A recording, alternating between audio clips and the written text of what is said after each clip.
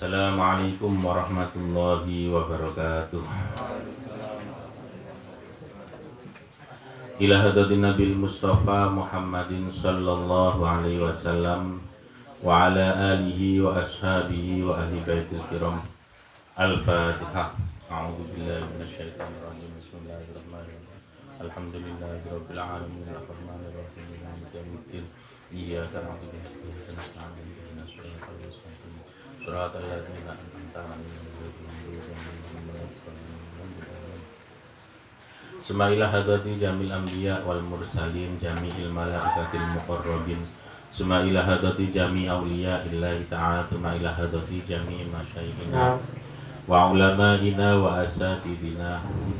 Sumailah hadati abaina wa ummahatina wa ajdadina wa jaddatina. Al-Fatihah. A'udzu billahi minasyaitonir rajim. Bismillahirrahmanirrahim. Alhamdulillahi rabbil alamin arrahmanir rahim maliki yaumiddin. Iyyaka na'budu wa iyyaka nasta'in ihdinas siratal mustaqim. Siratal ladzina an'amta 'alaihim ghairil maghdubi 'alaihim waladdallin. Amin. A'udzu billahi minasyaitonir rajim. Bismillahirrahmanirrahim. Idza jaa nasrullahi wal fath wa ra'aitan nasa yadkhuluna fi dinillahi afwajan fasabbih bihamdi rabbika wastaghfir innahu kana tawwaba. Bismillahirrahmanirrahim. Alam nashrah laka sadrak wa wada'na 'anka wizrak alladzi anqadha dhahrak wa rafa'na laka dhikrak fa inna ma'al usri yusra fa idza faraghta fansab wa ila rabbika farghab. Bismillahirrahmanirrahim. Alam tara kaifa fa'ala rabbuka bi ashabil fil alam yaj'al kaidahum fi tadlil wa arsala 'alaihim tayran ababil tarmihim bihijaratin min sijil faja'alahum ka'asfin ma'kul. Bismillahirrahmanirrahim. Qala ma'alifu rahmata'ala wa nafa'ana bihi wa bi'ulumihi wa bi asrarihi fid dharaini amin ya mujibas sa'ilin. Faslun utawi iki kono pasal suci wa syurutus sholati samaniyatun. Syaratnya sholat itu ada 8. Maksudnya syaratnya sampeyan kena ngelakoni sholat, duduk syarat saya sholat, sampeyan bisa melakukan sholat, syaratnya ada 8. Toharatul hadasa ini nyatane suci saking hadas loro. Yang pertama suci dari 2 hadas. Hadas nopo? Hadas kecil dan juga hadas besar. Hadas kecil niku nopo? Hadas kecil niku hadas yang disebabkan keluarnya sesuatu dari kubul atau dubur, ya, selain mani. Bahiku nguyo utawa berak atau kentut. Nah, itu jenenge hadas kecil.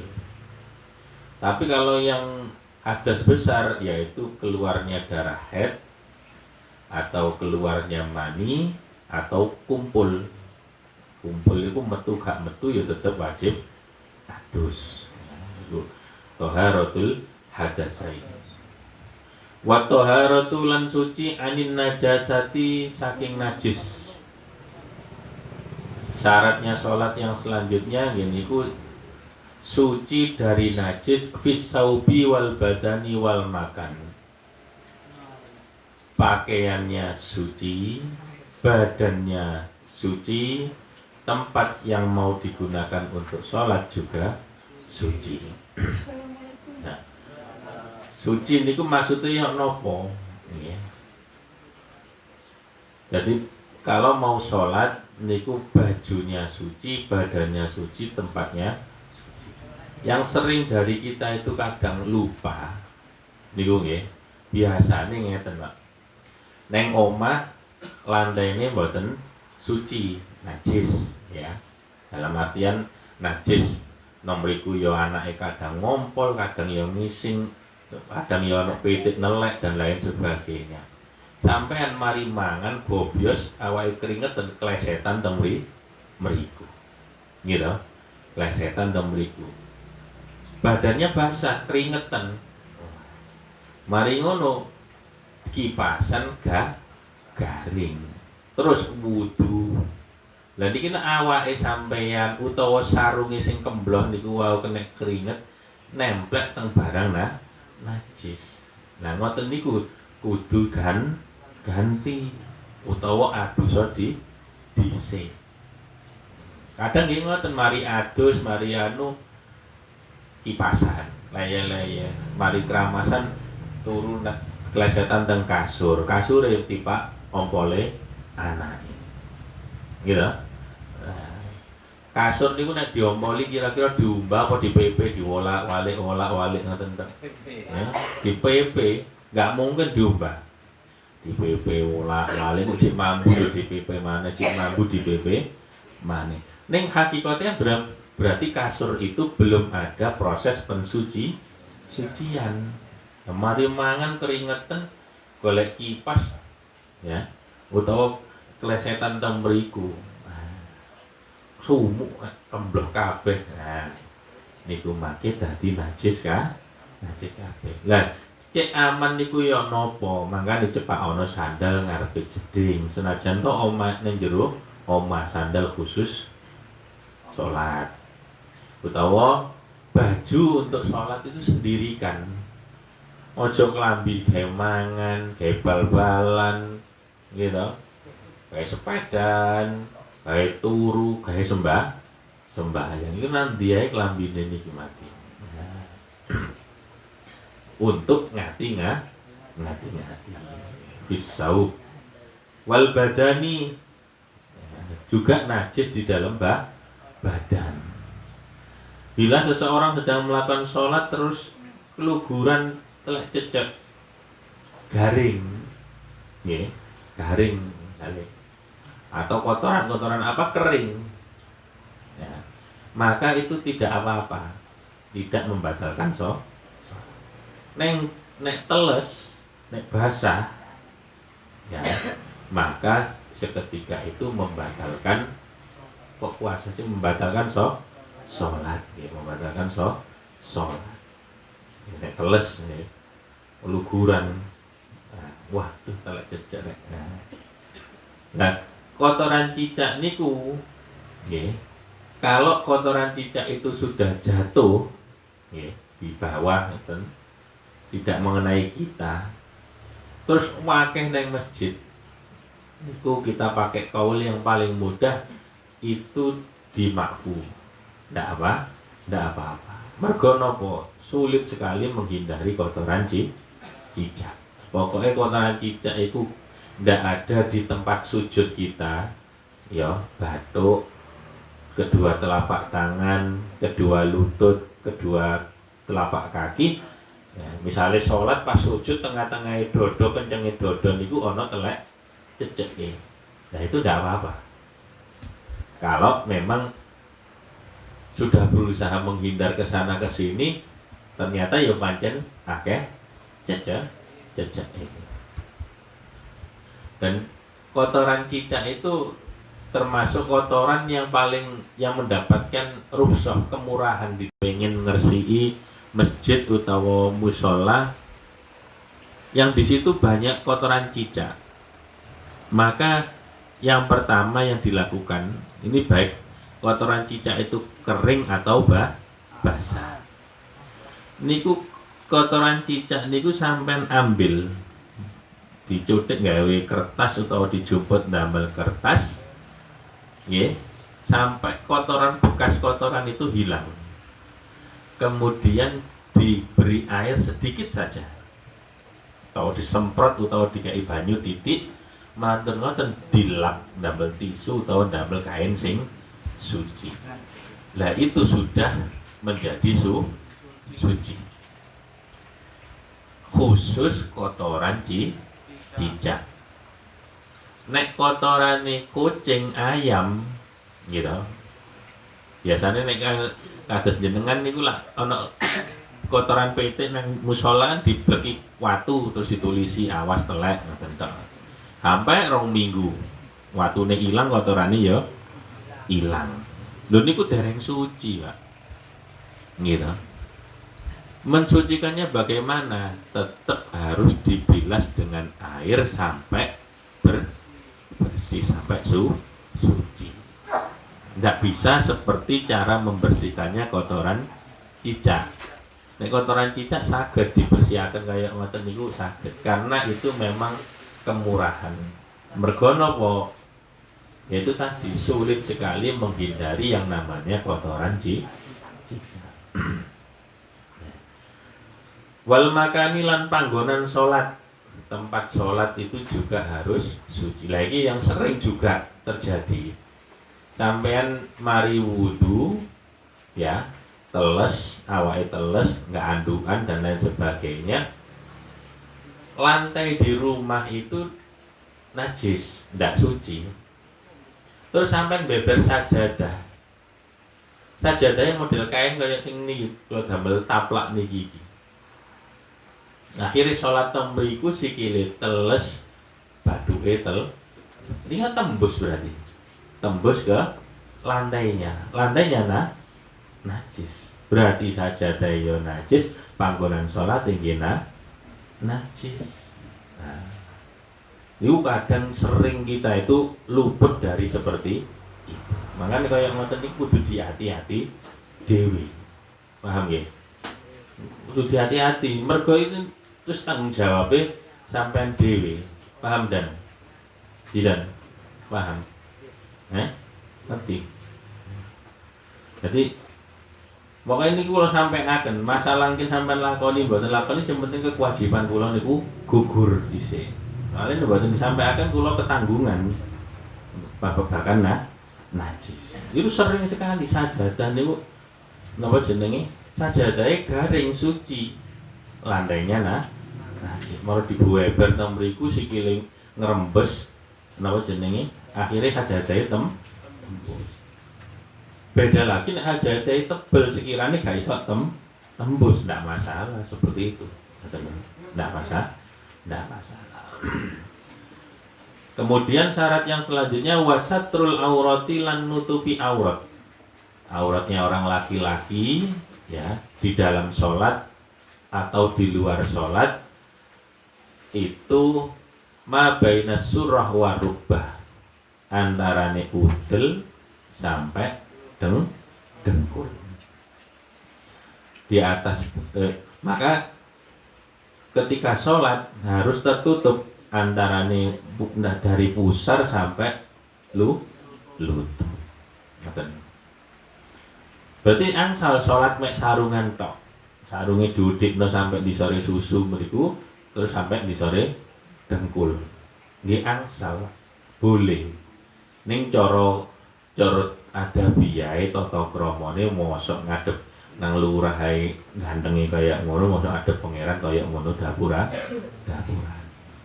Tapi ketika misalkan sampean lunga klambi sing sampean gawe sampean gendong anake diuyui anake, wah ngompol. Waduh ya apa najis kabeh iki. Aku sholat ya apa? Teng musala atau teng masjid dilala kok gak ana sarung.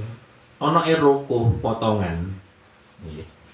Nek rukuh potongan semrap nggih. Rukuh tugelan ngoten. Lho rukuh tugelan. Sampean sholat dengan menggunakan potongan rukuh itu tadi yang bawah sing kaya rok niku. Niku mboten napa-napa. Jadi ndak ada alasan ndak sholat. Yang penting auratnya tertutup. Masalah dengan izin dan lain sebagainya kan bisa diatasi dengan sholat nang buri, apa taraduk singitan, apa nutupi koncone dan lain sebagainya. Jadi itu auratnya wong lah. Nek mboten wonten tugelan wonten sing wutuh. Sampeyan gawe ya gak apa-apa. Ndak, yang penting ndak ada niatan menyerupai orang perempuan pengen gugurne kewajiban yang namanya sholat. Kulo nggih nate sholat damel ruku potongan nggih nate. pas waya rekreasi lah katoke kena najis, nggak nggawa sarung. Ya itu solusinya pakai seperti itu. Dan misalnya wonten pertanyaan terus, ya napa niku hukume roko kali sarung sing teng masjid kadang ngelinting, boloten dan lain sebagainya, niku tetep suci. Karena apa? Kadang niku bersih gurung mesti suci, kotor ya gurung mesti najis. Nah, ya. Ada kalanya bersih tapi tidak suci.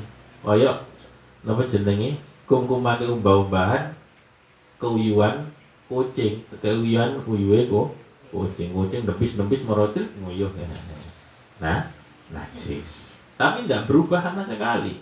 Wanginya multu ya pancet dan lain sebagainya. Tapi ya ono barang kotor tapi suci.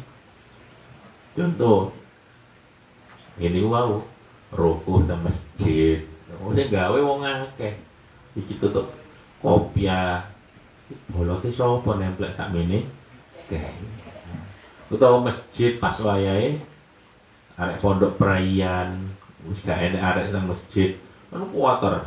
Mergo gak disapa uang. Jadi kotor-kotor yang demikian itu tidak najis. Yang selanjutnya wastiqbalul kiblati, dan menghadap kiblat. Ate salat kudu ngerti kiblate pundi. Maknane kudu ngerti niku sampean sudah berupaya. Oh kiblat itu arah sana. Upaya ini ya takok tangga kiwa tengen cak. Niki kiblatnya teng pundi nggih. Utawa nek berupaya sudah sering ini hadap ngono.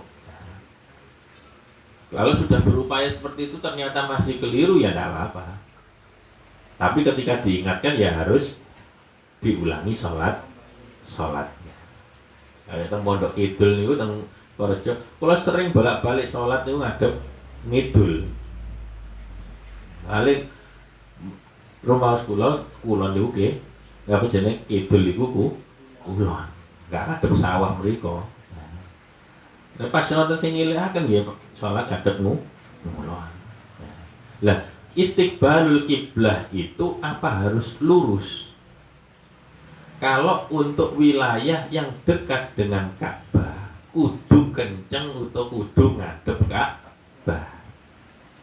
Jadi Makkah yang kelihatan lah Ka'bah itu kelihatan.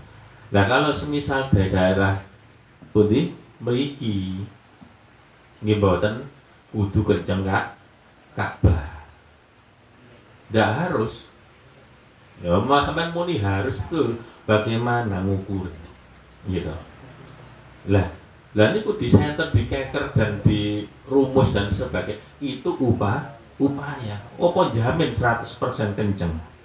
Kan mboten ya jamin. Lah di kitab Buyatul Mustasyidin itu bahasanya aijihah. Mustaqbilal kiblati aijihah. Jihah itu maksudnya apa? Kiblat itu nanti kulon arah barat. Ya sudah, sholat ngadep arah barat. Masalah menceng titik-titik tidak masalah. Lo kok gak masalah ya? Lo yang ngenceng ya apa? Gitu. Lo kudu dirumus, dikeker. Iya sampai nang Indonesia gampang. Sampai nang bunyi nang Amerika, nang Korea. Kate ngiblat golek kiblat. Takut apa kira-kira sampai? Gitu. Pakai aplikasi ini kiblat sama saja kan, itu tetap prediksi saja. Prediksi itu ya kemungkinan benar, kemungkinan salah. Ya bener ya jihad. Makanya kita memiliki barang itu ya kadang ya sajane ya keliru. Cuma ya nek dikandani bolak-balik wong dikandani ya ganti uang. Nek Jumatan ya sampean tingali. Teng masjid kenceng nat-natane keramike masjid. Teng teras griya kula ya kenceng nat-natane keramik ngen kula. Teng teras sekolahan ya beda maneh ngadep kenceng nat-natane. Padahal iku sing ning sekolahan ngadepe rada ngidul, mergo bangunane rada ngidul, Sing ning omah kula ya rada ngalor. Di masjid ngadep kiblat. Gitu. Dikongkon kenceng ya angel. Mbane salat nek gak kenceng nat-natan niku kaya gak afdol. Mereka apa gak ono garis dan lain sebagainya. Tapi ketika orang itu ditanya gitu, kiblat itu nang ndi? Nang kulon. Ya itu sudah cukup. Wes cukup. Buktinya apa? Wong iku rek meneng-meneng iso budal ngulon. Budal ngulon nanti haji. Ya dimaksudkan tetep Ka'bah. Budal ngulon. Ya sudah, salat ngadep ngulon. Tanpa bermaksud napa jenenge enggak oleh napa jenenge saya tidak bermaksud maksudnya apa namanya kudu menyalahkan orang yang harus kiblat itu lurus. Nek kiblat lurus sesuai dengan rumus dan lain sebagainya itu baik sekali. Tapi untuk orang-orang yang sulit mencari kiblat, sampean mancing nang tengah tambak, kate kiblat nang ndi sampean kira-kira? Oh sengingine nang kono. Kan nggak ngerti lor kidul. Ya ampun, salat kok sengingine rono, Bro. Berarti kula nang kono. Sudah selesai. Padahal matahari niku nggih ngapunten bulan-bulanan. Kula nek niteni kembang niki nggih sampean niteni, nek sengingine ngidul mesti kembange tak dekek lor. Oh, sengingine yang lor kembangnya tak dekek itu. Karena matahari ya gitu itu polang. Nah, kadang bergeser. Nah, dan itu tidak apa-apa, Pak. Berarti tidak usah sampai ini masjidnya keliru kiblatnya, bongkar. Mulai ya kesenangan takmire malian, bolak-balik bongkar-bongkar masjid. Karena Mas terima pergeseran kan alasannya yang sering itu kan gitu. Pergeseran arah kiblat goro-goro lempeng bumi bergeser. Lho nek ngono gak usah ngowahi masjidnya dirubah dan lain sebagainya. Sajadamu iringno titik ngoten mawon sudah selesai. Nggih ngapunten merubongkar masjid niku nggih. Kalau hanya sekedar untuk hiasan tidak perlu membongkar bangunan asli. Mergo niku jariyah itu yang kata mboten usah dibongkar kabeh. Wah iki kiblate keliru, bayar om libian rada ngantuk wali nek ngiblat. Wah. Zaman biyen alate kuno, garisane rada bengkong. Ya jangan merubah itu tadi bangunan aslinya. Nek sampean gak cocok, ya aja tamu wae ngeren titik ngoten mawon. Nah, mergo ngilangi jariyah wong liya niku dosane gede. Ngoten lho. Jadi itu istiqbalul kiblat. Jadi tenang saja. Oh gak kenceng kiblat. Ya apa nek kenceng no. Kita itu ya ndak tahu, ndak kelihatan Ka'bahnya. Makane nek cara siyen Mbah Soleh, Mbah Bolong, dibolongi masjidnya ketok Ka'bah.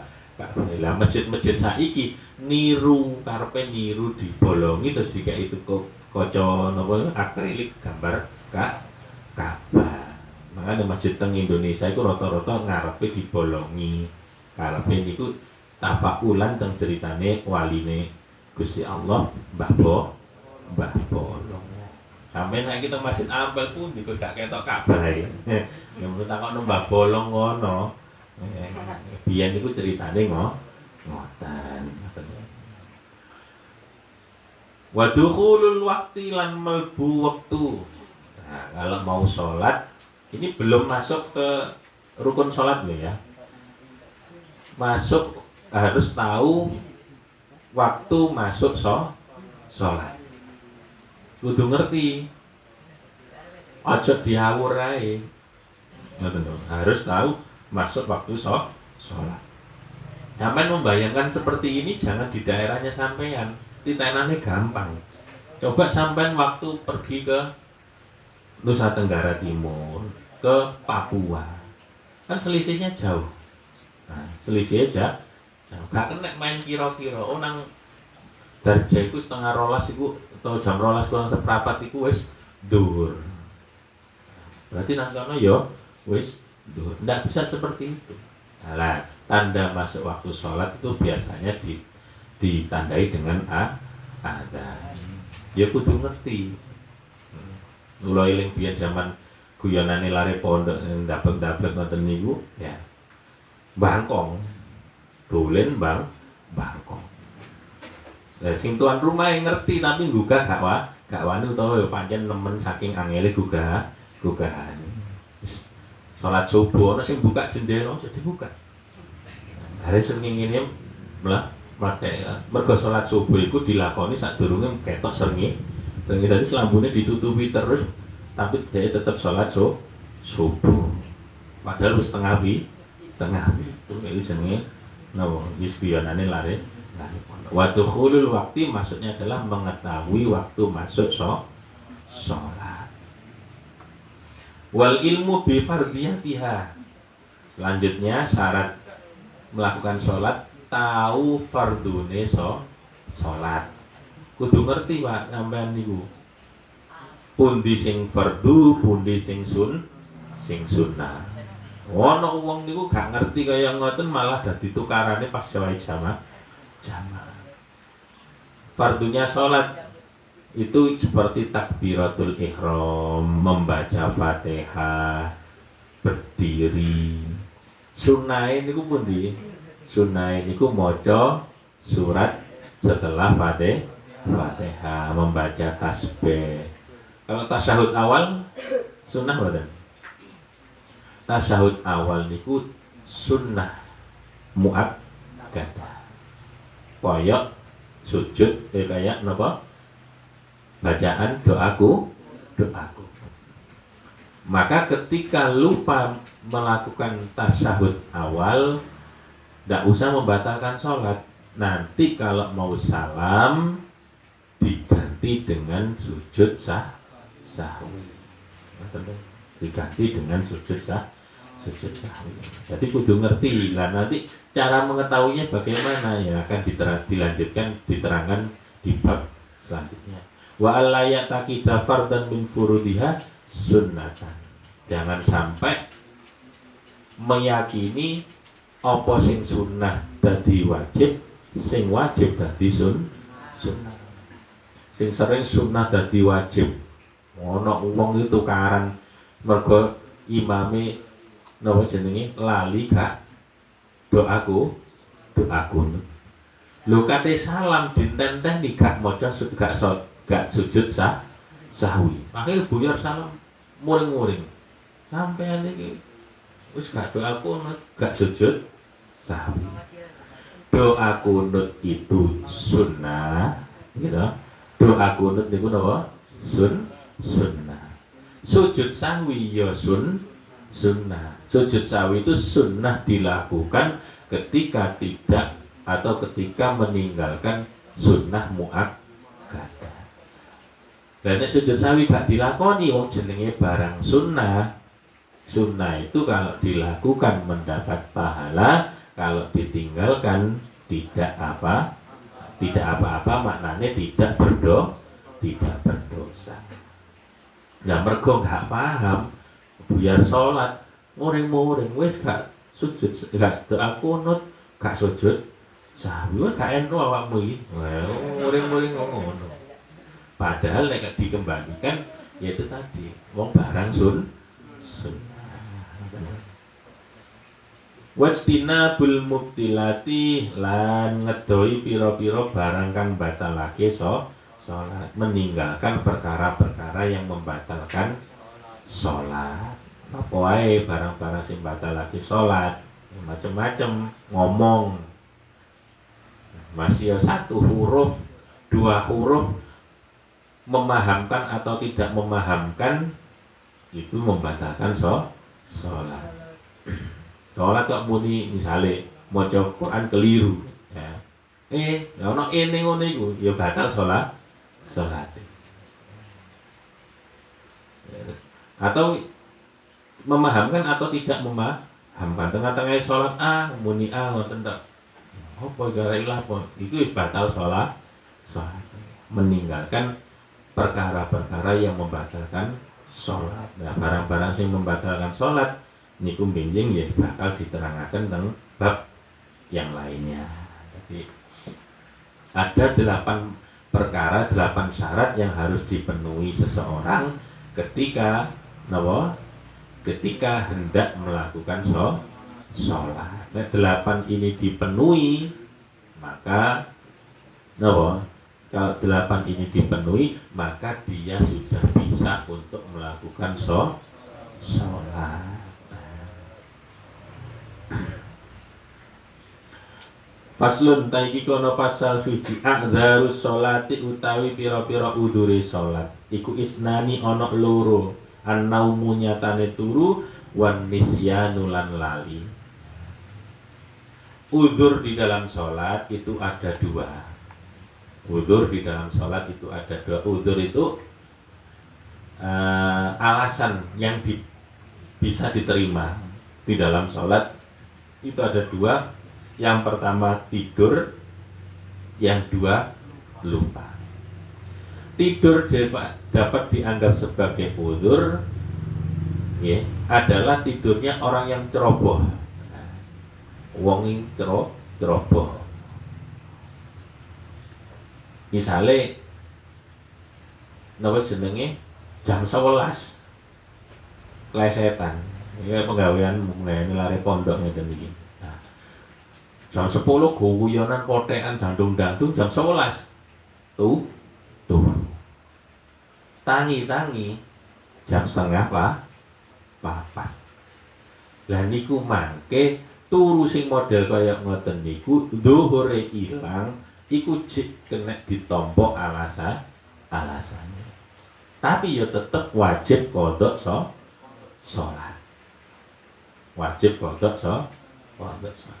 Kodok sholat iku masih wajib ning bernilai dosa.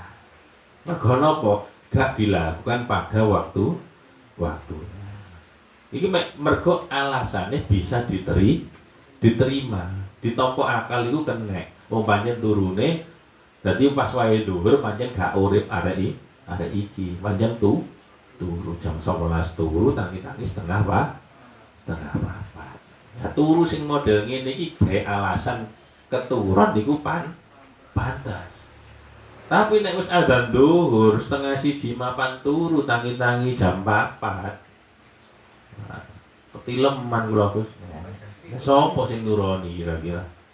Nah, alasan kaya ngoten niku mboten saged digawe mergo turune wis masuk waktu sholat. Kemudian lupa yang dianggap sebagai udzur adalah lupa yang tidak disebabkan oleh sesuatu yang haram atau main-main. Misalkan orang lupa sholat pada waktunya disebabkan main catur atau sekat atau biliar.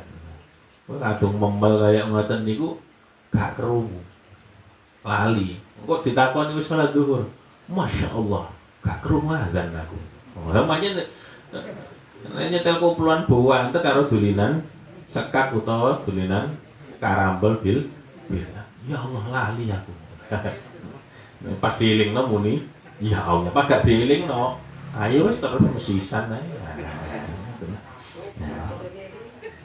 Lah contoh lupa yang dimakfu adalah lupa karena terlalu sibuk bekerja yang halal untuk mencari nafkah keluarganya. Atau lupa yang tidak berbau maksiat.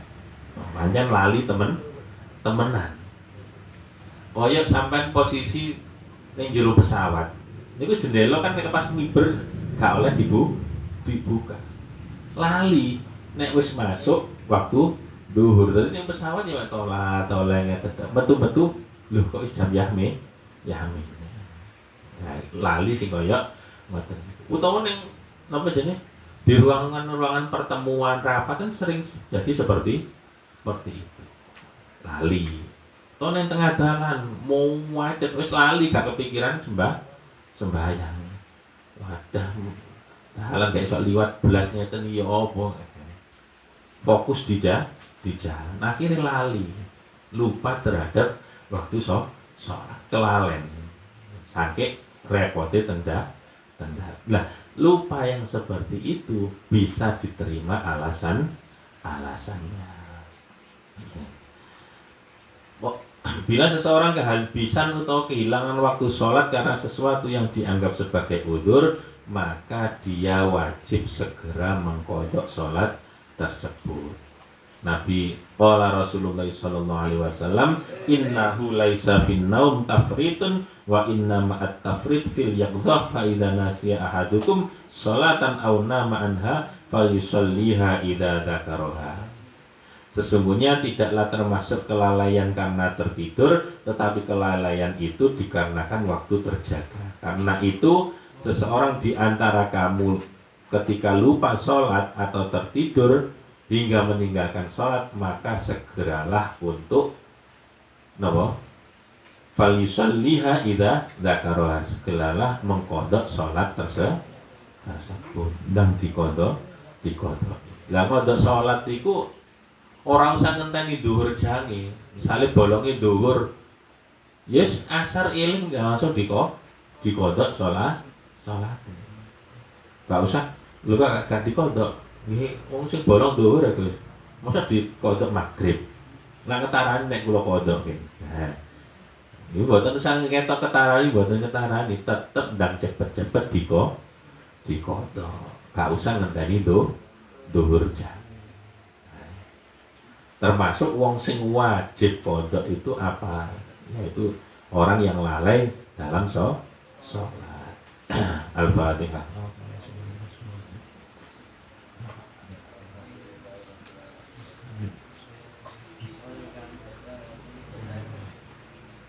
A'udzu billahi minasyaitonir rajim. Bismillahirrahmanirrahim. Subhanakallahumma wa bihamdika asyhadu an la ilaha illa anta astaghfiruka wa atubu ilaik. Subhanakallahumma wa bihamdika asyhadu an la ilaha illa anta astaghfiruka wa atubu ilaik. Subhanakallahumma wa bihamdika asyhadu an la ilaha illa anta astaghfiruka wa atubu ilaik. Maulaya sholli wa sallim daiman abada ala habibika khairil khalqi kulli huwal habibul ladzi turja syafa abduhu likulli hauli mina awali mutahamin ya rabbi bil mustafa ilma qasidana wa firlana mamadaya wasi'al karami. Assalamualaikum warahmatullahi wabarakatuh.